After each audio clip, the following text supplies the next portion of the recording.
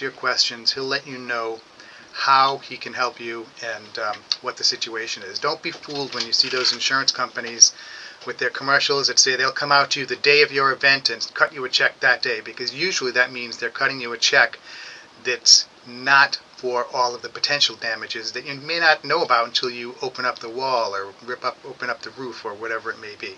Vern Rainville, Public Insurance Adjuster, 484-300-8495. Please give him a call for any claims. So folks, just want to talk a little bit about the real estate market this week. Yes, surprise, surprise. So we had some great news earlier today. Inflation has relented. It's at the lowest point it's been since 2021. Now, if you've been listening to this show for a while, you are aware that I've been saying that mortgage interest rates are not going to come down until inflation comes down. And this is the first time that inflation has receded year over year, like I said, in 4 years. So hopefully it will continue, and then we will see rates come down. Dr. Lawrence Yun, the chief economist for the National Association of Realtors, he is forecasting 4 to 6 rate reductions by the Fed going forward. Of course, a lot of this is going to be dependent upon what the next rate is next month. If the inflation is continuing to stay down or continuing to decline, it was at 2.3%. They want it to be at 2%. So if it continues to become lower, then look for the Fed to start dropping rates, which will mean mortgage rates will follow as well, because that's what happens when the inflation rate continues to drop. So we're still kicking around in the high 6s for conventional mortgages and low 6s for the FHA VA mortgages. The good thing that we're experiencing, as I mentioned, is now we're starting to see incomes increase. Real wages have been increasing since the beginning of the year. So that is very significant, because we're not going to see home prices decline anytime soon. There's just too much demand. There are too many buyers, not enough inventory. A very significant majority of the homes that are on the market for people because people have to sell. If it's a divorce, if it's a marriage, growing family getting smaller, people going into nursing homes, assisted living, deaths in the family, those are typically the reasons that people are selling their homes. People getting relocated for jobs, etc. The people who are putting their homes on the market just because they like to move, they want something different. We're not seeing much of that anymore. Because again, if people have mortgage interest rates that are in the 3s, the 4s, even the 5s, and now you have to sell that house and buy something else, even with a bigger down payment, the houses are 20% more than they were a few years ago. So your ticket to entry is higher, and your interest rate could be double or close to being double what it was. So that's what's giving people a lot of pause.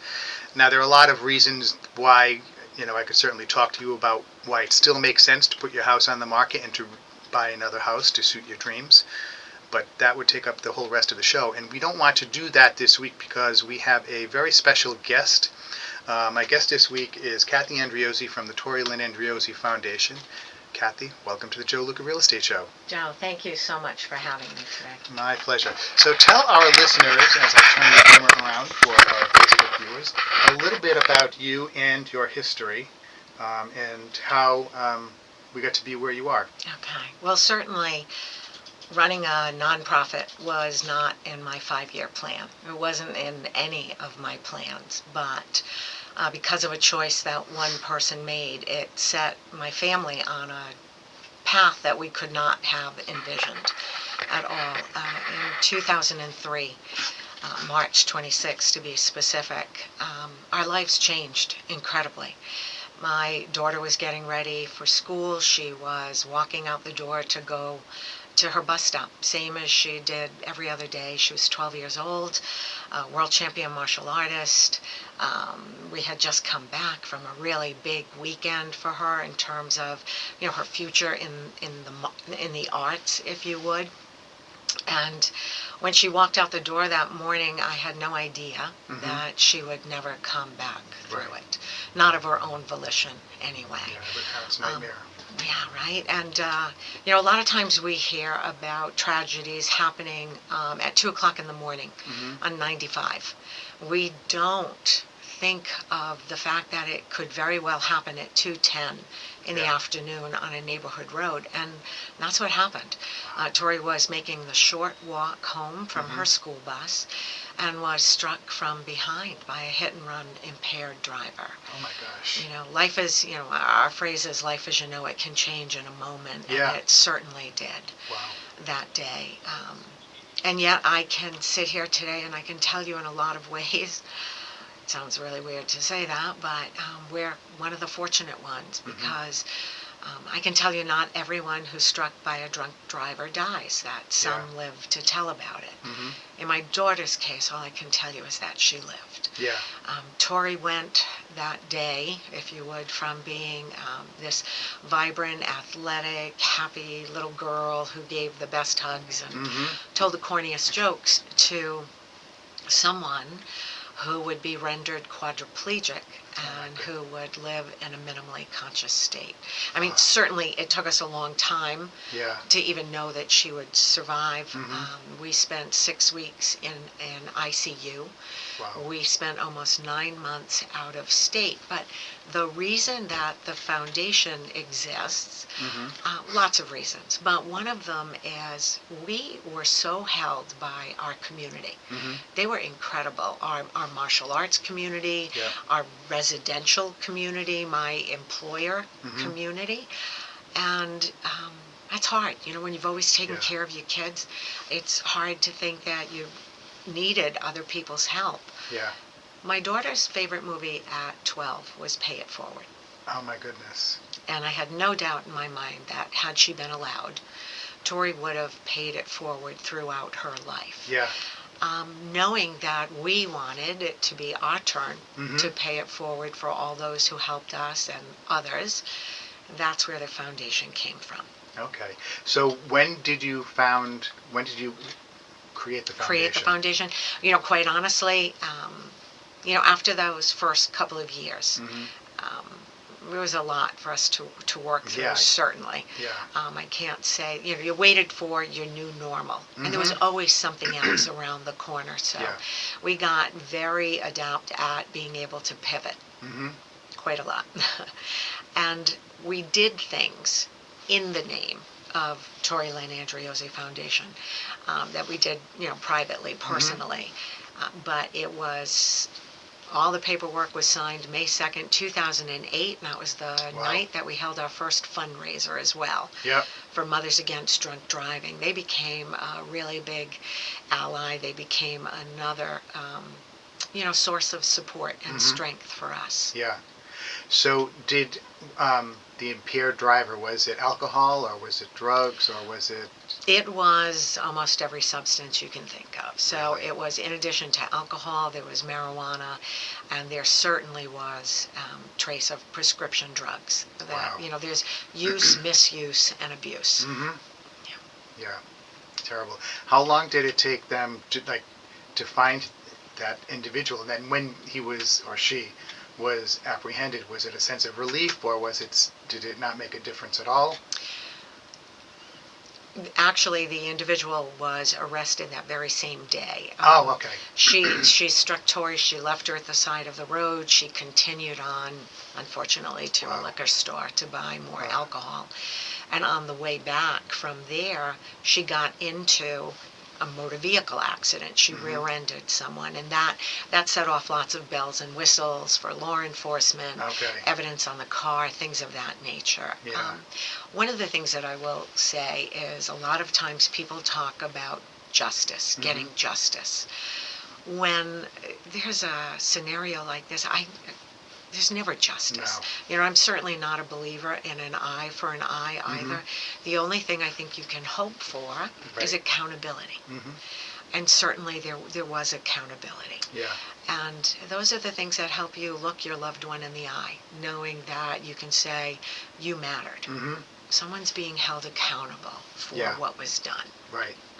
Well, then, also, I mean, Tori Lynn mattered because you have the foundation that is, here we are in 2025. The foundation is still around, and you're still, raising funds. What is a typical fundraising event that you have? So a lot of times I call us like a pass-through foundation because we like the funds to go directly to where they're needed. Okay. For example, a couple of years ago, well, I will tell you one of the things that happens in terms of medical complexity for those who are immobile is pneumonia. I always said that Sure. the drunk driver was no longer, the enemy, if you would. It was the medical complexity that always threatened to take Tori from us. Right.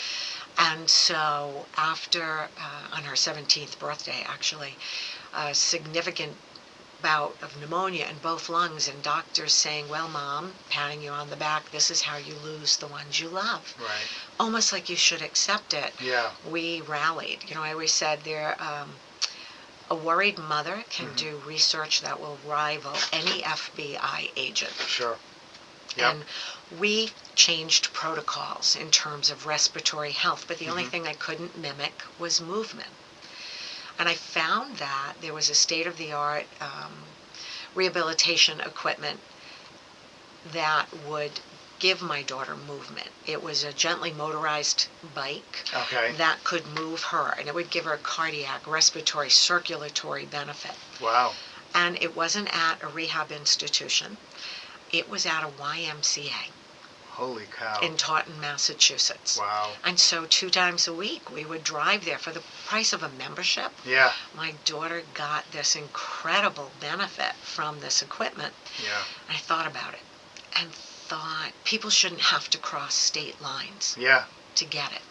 So one of our first really big fundraisers was a partnership with the Greater Providence YMCA and with Fred Astaire Dance Studios. Oh, wow. Yeah, they're great people. Yeah. And we held a we called it Dancing Under the Stars because it was outside in the tent at the Crowne Plaza, and we raised enough money to purchase 5 Fez bikes to train people on those bikes, to put them in facilities all throughout the YMCAs in Rhode Island. That's great. Where individuals could benefit from it. We even had a little endowment kind of fund where you needed to have electrodes, and families that could not purchase the electrodes, that they would be given to them. That was something we were really proud of, to be able to bring that to a community that sometimes is overlooked. Yeah. So I take it that therapy, that physical movement, that was able to help Tori. It did. I mean, Tori beat the odds in so many ways. Yeah. She wasn't expected to survive at all. We were told to institutionalize her. We said she's part of a family. She's coming home to a family. And that put us in communion, if you would, with so many other families that experience same kind of baptism by fire. Yep. And that built relationships with them. But Tori did. She exceeded all the odds. I tell people Tori lived for 19 years, 7 months, and 5 days. And the point is, though, she lived. Yeah. We all have hopes and dreams and promises for our kids, right? And maybe those hopes and dreams changed. You want to see them find the love of their life and have children, or the career, or whatever it is you want for them. But at the core, what we want is for them to feel loved and for them to be happy. Yeah. And so I always say same but different. And I have no doubt Tori knew she was loved. And we were able to find those things that could make her feel like part of a family, integrate her into society, and have joy in her life. I mean, that's fantastic that, and that you were able to have her in your life for all of those years, and, everything that you experienced together, as a family with her. And then I would imagine, too, it sounds like there was a real sense of community. Yes, yeah.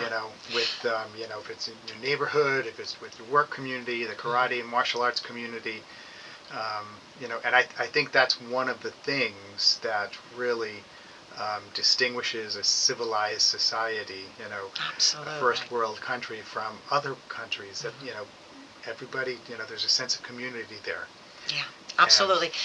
And that was one of the things that we thought, fit right in line with Pay It Forward, was to Right. try and level the playing field, hmm right? All people are created equal, but we all don't have equity Right. in our choices, hmm that are available to us. So, and especially trying to integrate those who, um, don't have maybe some of the same opportunities or abilities as others. hmm And so we found ourselves working with lots of groups like that. Yep.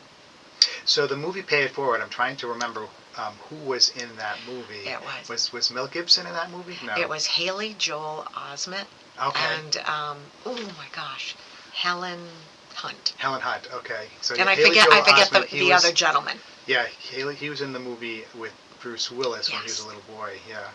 Yep. Yeah. Okay. Yep. That's right. Yeah. I mean, I remember the gist of the movie. Yeah. Yeah. That's and I think more people who really should try and do that. And life is short, and sometimes little things can make a difference. Yeah. Little things are the big things Yeah. when you break it down. Absolutely. Yeah. Maybe little to you and me, but to someone else, it might just make their day or Exactly. their week. Yeah. A long time ago, a man said to me, "Those who can should." hmm And when I think about it, we all can in some way. A lot of times people think giving means monetary. hmm You can give a smile, you can Yeah. give a hand, you can Yep. give a kind word. Yeah. Time, Yeah. effort, exactly. Yeah. That's true.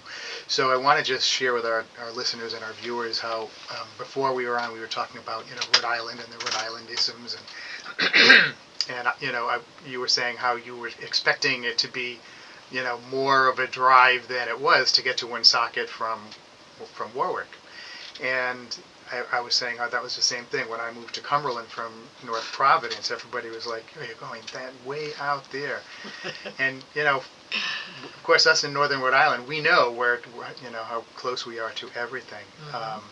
But it's we're glad that you made the trip up here.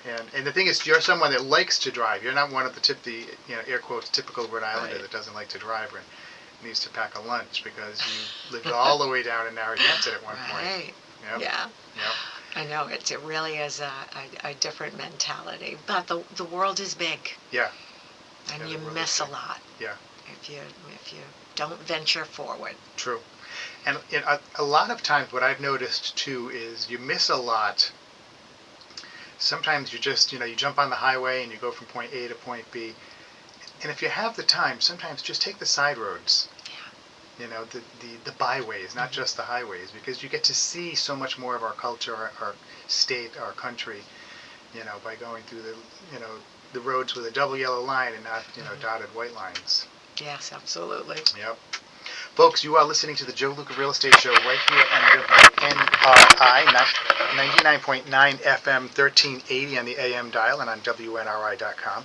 I'm your host, Joe Luca from Remax Preferred, and we are here with a very special guest this week, Cathy Andreozzi from the Tori Lynn Andreozzi Foundation. And, they do a fantastic job of basically getting the word out to folks and raising funds for as Cathy said, kind of being a pass-through to raise funds for entities or organizations or needs that they can help raise money for due to their visibility. And Cathy, do you have any fundraisers that are coming up in the next few months or issues that we could, trying to get our listeners to get behind? In terms of fundraising at the moment, we don't. Probably that will be more towards the fall. But Right. April 28th was Global Pay It Forward Day. Mm-hmm. And here in Rhode Island, it was declared Pay It Forward with Love from Tori Day. Oh, wow. Yeah, and the State House dome was lit blue. It was really touching, Yeah. to see that. But one of the things that we try to do is foster the idea Mm-hmm. of random acts of kindness. So actually, before I came here, I was just in a church parking lot working with individuals who provide meals to those with food insecurity. And what we did is we added grab-and-go snack bags to their meals. And that was a collaborative effort of preschool and elementary school children that decorated white bags with colorful designs and words of encouragement, and then other individuals who helped us fill those bags with goodies. So we've done things like that, try to provide opportunities for people to give back. Right. Let's see, a couple of weeks ago, we actually worked with Daisies. Those are like the younger generation of Girl Scouts. And we filled bags with toiletries. Okay. So we filled 100 bags that went to the House of Hope. Okay, excellent. Yeah, so we try to do ongoing projects like that.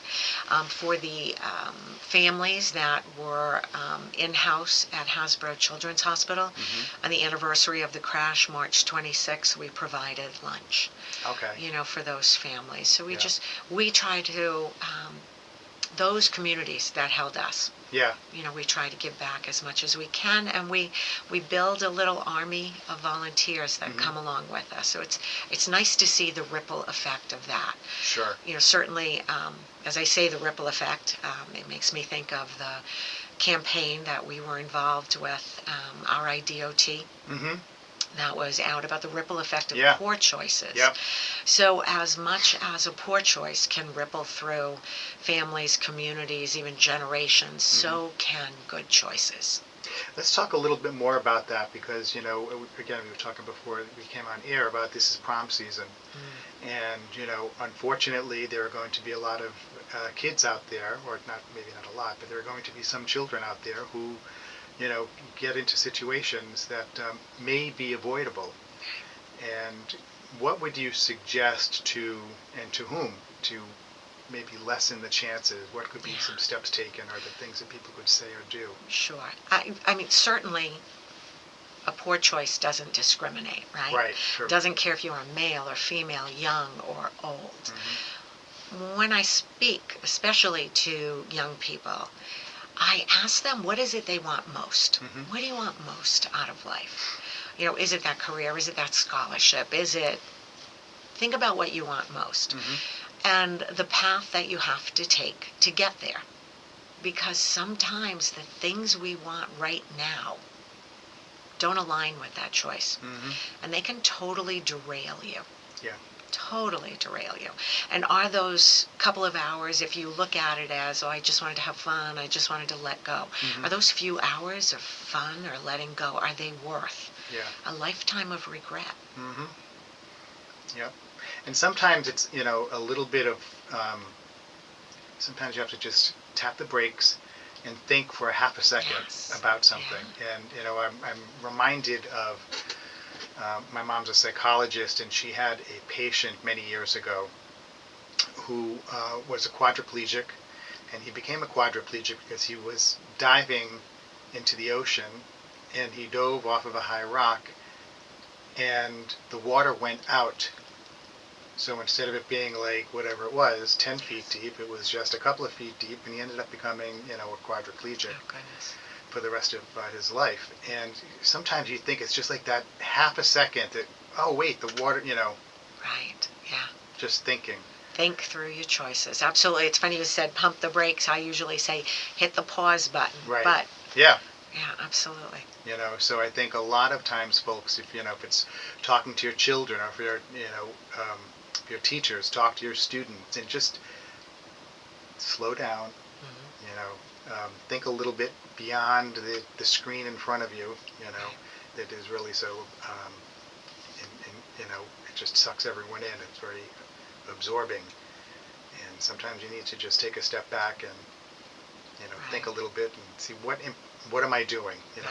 You hear stories about how people are walking down the sidewalk, go to cross the street, almost get hit by a car, because they're looking at their phone. Right. Oh, goodness, yeah. You know. Absolutely. Yeah. Keep, So, same as you have to keep your eyes on the road and your hands upon the wheel, yeah. if you would. When you're not behind the wheel, you still have to keep your eyes Situational open. awareness. Absolutely. Yeah. Folks, you are listening to the Joe Luca Real Estate Show right here on WNRI 99.9 FM, 1380 on the AM dial. I'm Joe. I'm your host, and we are here every Tuesday evening from 6 to 7 o'clock p.m., and we talk about real estate. We also talk about community, and that leads us into our guest this week, Cathy Andreozzi from the Tori Lynn Andreozzi Foundation. We're very grateful that Cathy has made the trek all the way up to Woonsocket and is sharing her experiences and her knowledge about just the importance of sometimes, paying it forward and, taking little steps, doing little things that could make a big difference in other people's lives. It doesn't have to be a big, as Cathy said, it doesn't have to be a financial commitment. It could be just, committing to smiling to someone, being nice to someone, being helpful. There are a lot of things that we can do that can make life better for other people. I mean, I'm sure we've all seen those memes where someone pays for the coffee of the person in line behind them in Dunkin' Donuts. It's just not a big deal. What is it, an extra $3, $4, $5? But it's just something that probably makes that person smile, whether they need the help or not. It's going to, at the very least, make that person smiling. And smiling is something that really is, we need to smile more in this world and be more cognizant of things other than ourselves and how we can do things to help other people. Okay. You may be saying, Joe, it's a Joe Luca Real Estate Show. What are we doing? We're not talking about real estate. Well, we did talk about real estate in the beginning. We're going to talk a little bit more about it as well, because one of the things that Cathy was grateful for was the sense of community. And some of the community was her neighbors in her neighborhood that came and rallied, around the family after Tori Lynn's accident. And that's why, folks, this is one of the things that I really love about helping people buy houses and not commercial buildings, is it can be so rewarding when you're helping someone, advising someone to look for a neighborhood. And what's a great neighborhood for me is different than Cathy and someone else and everybody else. But finding that right house and that right neighborhood can add so much to someone's life. And that's why if anybody is trying to get you to hurry up and make a decision to buy a house, as I said, tap the brakes. Cathy said, hit the pause button. Wait.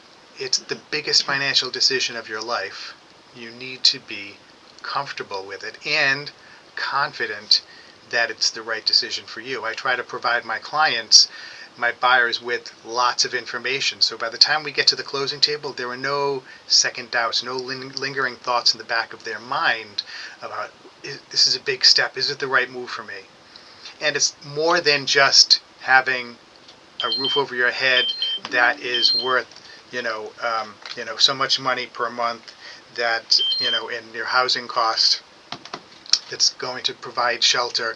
It's more than that. You need to have something that's going to welcome you. The building and the dwelling will welcome you and your family, and you'll feel comfortable there. And then also the rest of the neighborhood. And I always tell people, drive around the neighborhood different times of day before you put an offer in on a house, because maybe you go to look at it, it's not let's say it's a weekday or a weeknight, and you go back on the Saturday and then you see what the neighborhood is really like.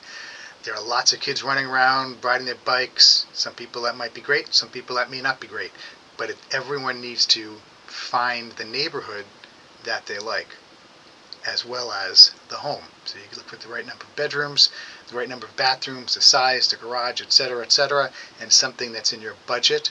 And then you have to look at the neighborhood, because these are things that you cannot change. You can change the way a house looks on the inside. You can remodel it. You can do a lot of things. You can put an addition on. But you can't change the land. You can't change the location. So you want to find a neighborhood that you're comfortable in. And a lot of times, by driving around and seeing how people take care of their homes, pride of ownership, how friendly people are, if you see them in their yards when you drive by, these are all things that can help you determine if it's the right neighborhood for you. And there are all kinds of different, levels of comfort. Some people like to be engaged with their neighbors, kind of like that insurance commercial where the lady goes out and she's talking to all the people, driving by and whatnot. And then there are other people who they don't want to have anything to do with their neighbors. Everyone has to find something that they're comfortable with. So that sense of community, whatever it is important. And Cathy, this is really the evidence of how significant a difference that can make, because after a tremendous tragedy, the community, the neighborhood came and rallied with the family, because of what happened to Tori Lynn. So, Cathy, tell us a little bit more. So, you started the foundation, it came in 2008, and then things started to, to develop. Was Tori, was she like aware? Did people, did she have like any interaction with folks, or like, how was that? So certainly, in the beginning was incredible. The whole thing was difficult. Sure. But in the very beginning, it was hard to imagine that being out of state for 9 months in rehab, that, I thought she would come home walking and talking again. Mm-hmm. It was hard to realize that you were in the infancy of, it's not a sprint, it's a marathon kind of deal. And it really took years to see, because the brain is a remarkable organ. And it can regenerate cells, and things can happen. And I saw those changes in Tori. Brain injury, usually in the beginning, there's something called storming, and then there's agitation. And as Tori progressed through the years, and with rehabilitation, and we have all sorts of therapies that were available to her, she settled. She became more comfortable, and we started to notice that she really was aware of her surroundings, and that girl had a way of letting you know what she liked. It was very typical that as a teenager, even living in a minimally conscious state, could she roll her eyes at her mama? Oh, yeah. Oh, my gosh. So she let me know if I was talking too much. Right. She'd be rolling them right now. And, her likes and dislikes were really apparent. She communicated through a pair of big brown eyes. Wow. And because of that, we found things that she enjoyed.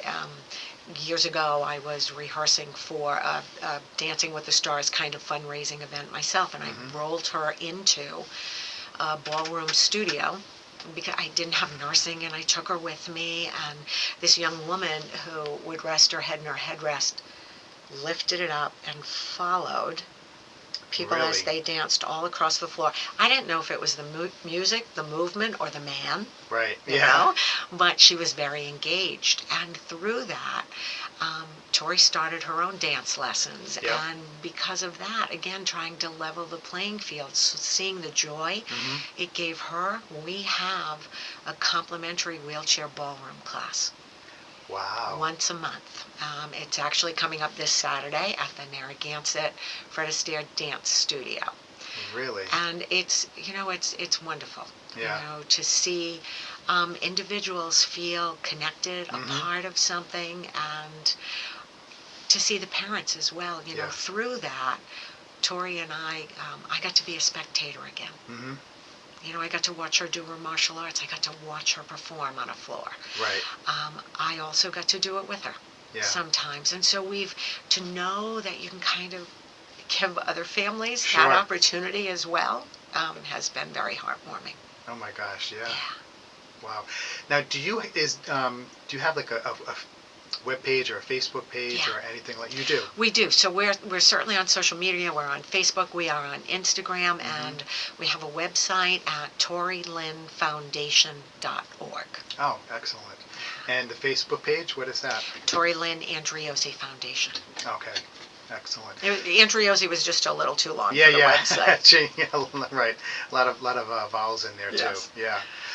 So folks, if you want to kind of catch up, you can look for probably if you Google Tori Lynn Foundation, you'll find everything. But you can go to the website and go to the Facebook page. And will these types of events that are happening this Saturday, will those be on the website, or will they be?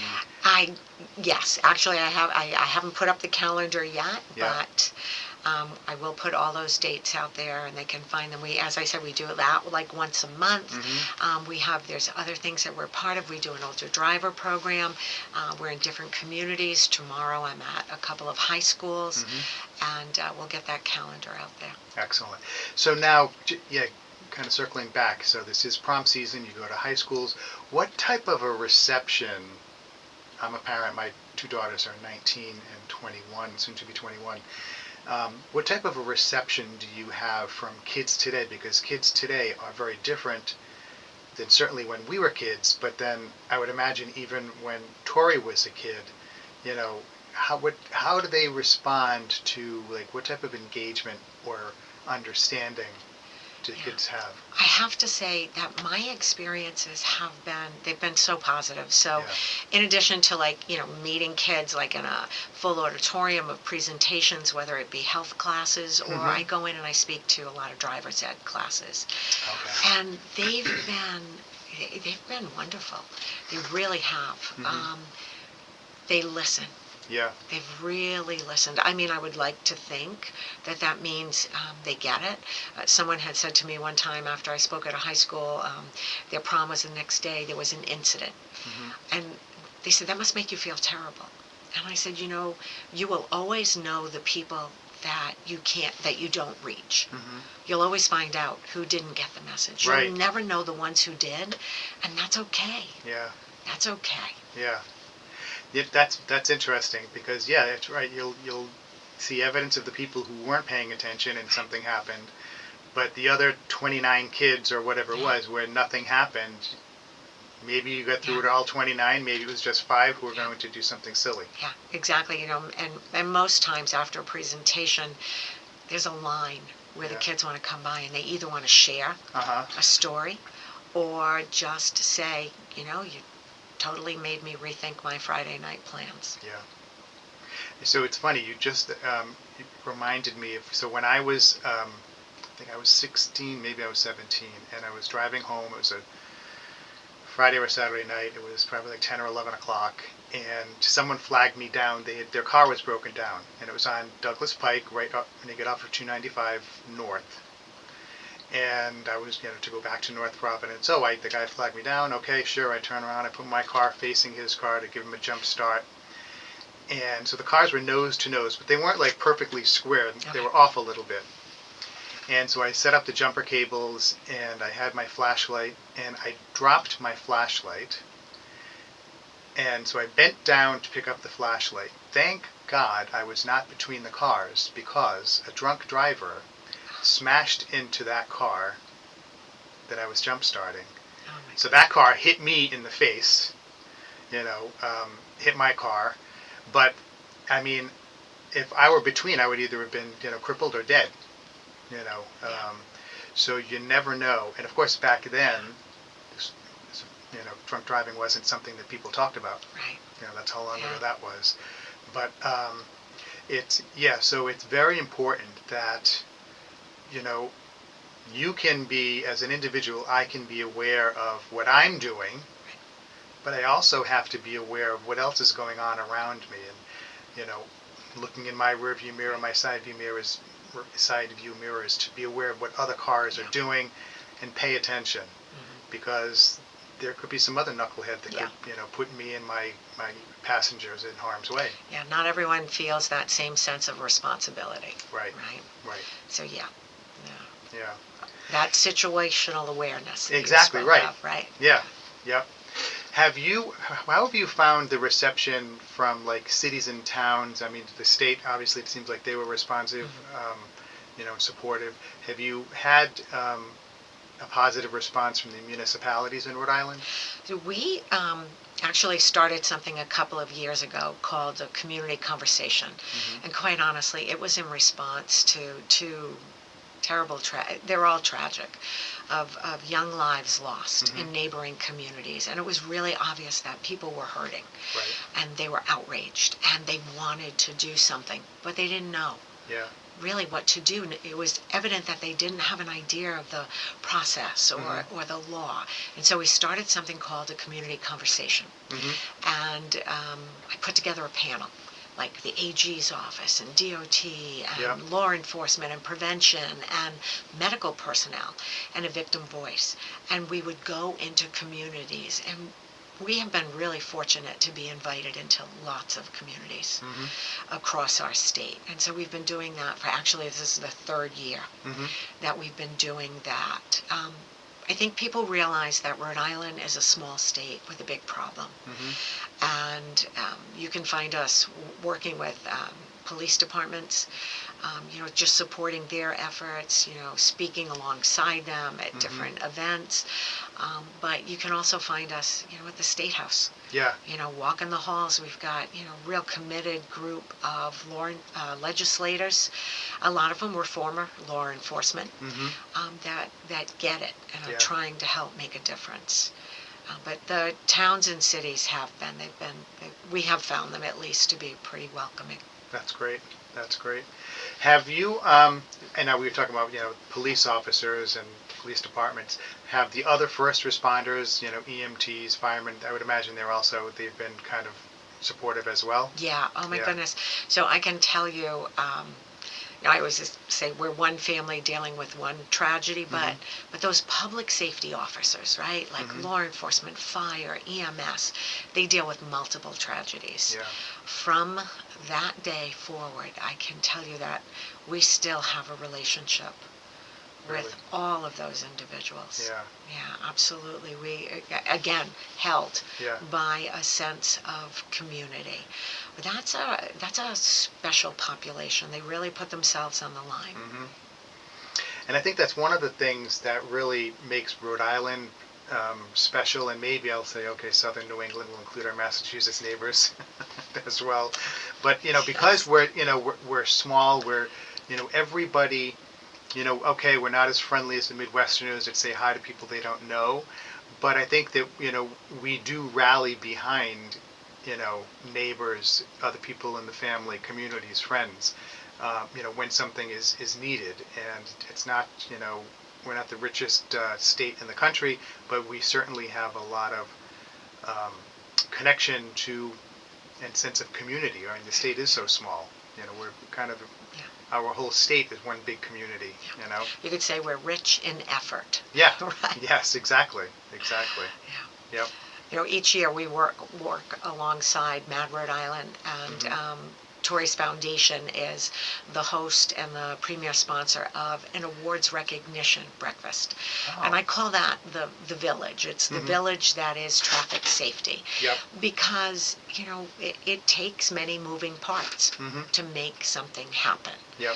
And so we recognize not only law enforcement and their efforts, but legislators and victim advocates and activists and all of the villagers. So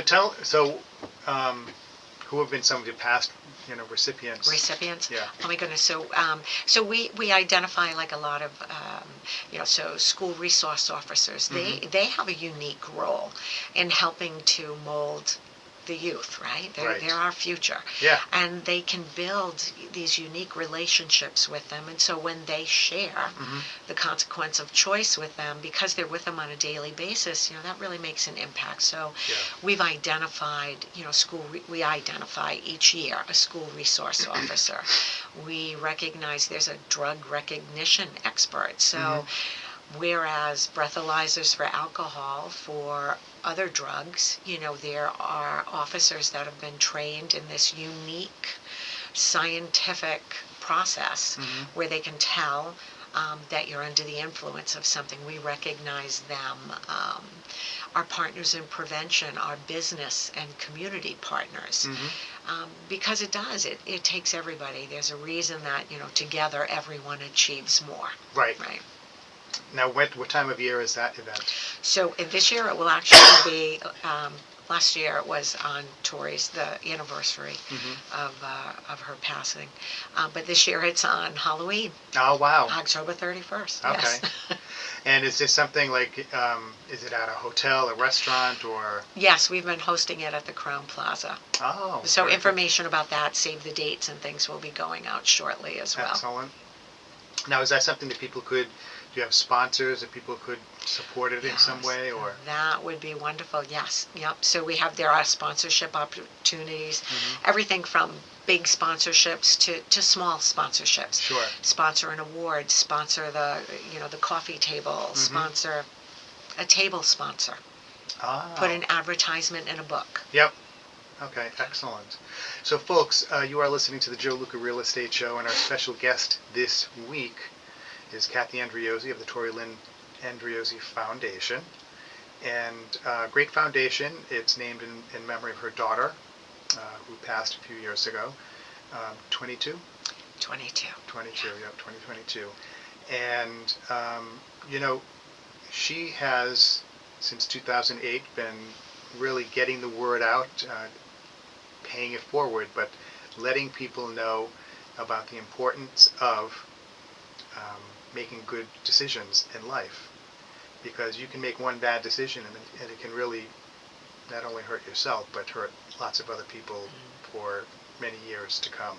So it's very important to be aware of if it's, driving impaired or not, lots of decisions. And again, this is prom season, so we're hoping that parents will talk to their children, teachers will talk to their students, or talk to anyone who you think may need to hear it. Because it would be nice if we could go through a prom season without any unfortunate incidents from students getting harmed after a prom.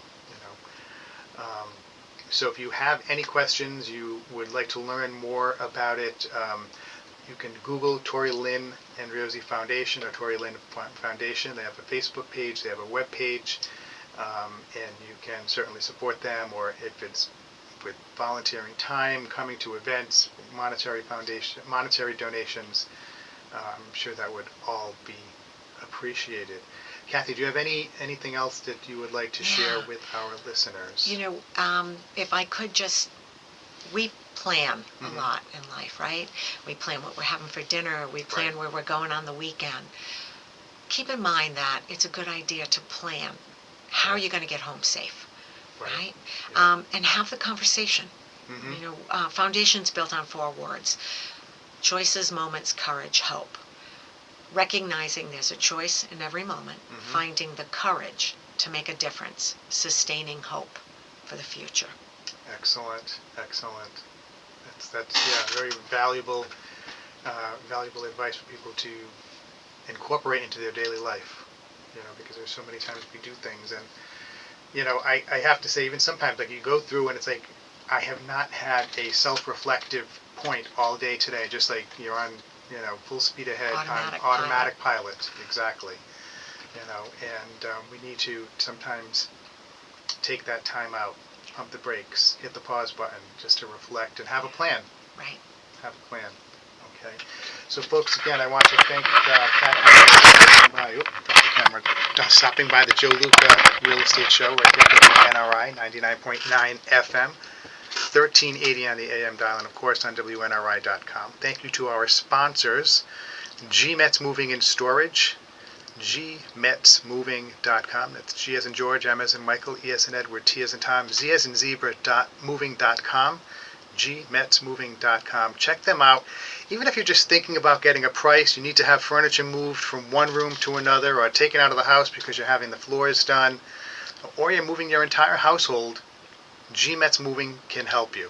You just have to go to their website. You can get a free quote or actually book a move on their website, gmetsmoving.com. Also want to express our gratitude to Compass Title and Escrow, Anthony Betancourt and Camille and Kaylee and Christine do an awesome job taking care of our buyers and sellers of residential real estate. They answer all the questions, and what's really good is, if you've been listening to the show, I always say surprises in real estate are never good. And I try to anticipate surprises, and that's what the people at Compass Title and Escrow do. They identify potential surprises early in the process, so we don't have surprises at the end of the process, which could really make a problem. because then you can't close, and then if someone else needs to get out of their house or into another house, it creates lots of problems. And you may, if you didn't book GMET's moving and storage, you may have a problem with your movers rescheduling them, because that can be a huge bummer if you don't close on time. So if you have any questions on any of these, anything we've talked about, you can certainly give me a call, your host, Joe Luca, Realtor at RE/MAX Preferred, 401-409-5030. You can Google me, Joe Luca, Luca, Realtor, and you can find me. I'm on all different social media as well. But thank you very much for tuning in. We will be back next week, same bat time, same bat channel. Take care, everybody. Bye-bye. I just said that to somebody the other day. Thanks, guys, for tuning in. Bye-bye.